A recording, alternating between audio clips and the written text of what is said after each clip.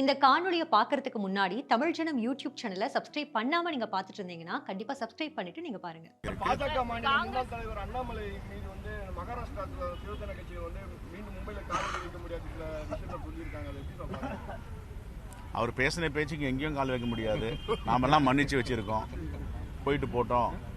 அது மாதிரி சிவசேனாவும் மன்னிக்கணும், ஆனால் மன்னிக்க மாட்டாங்க.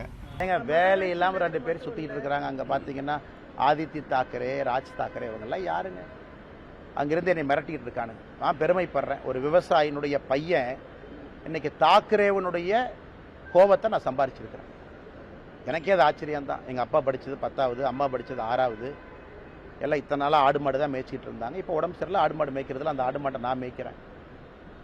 இன்னைக்கு தாக்கரே நேற்று கூட்டம் போட்டு ஆயிரக்கணக்கான நபர்களை போட்டு அந்த ராஜ் தாக்கரே, உத்தவ் தாக்கரே, ஆதித்ய தாக்கரே மேடை போட்டு என்னை அங்கிருந்து திட்டுறானுங்க. அந்த அளவுக்கு நான் வளர்ந்துட்டேன்னா, அந்த அளவுக்கு ஒரு விவசாயினுடைய பையன் இன்னைக்கு மும்பையில் அவனுக்கு கூட்டம் போட்டு திட்டுற அளவுக்கு நான் உயர்ந்துட்டேனான்னு தெரியல.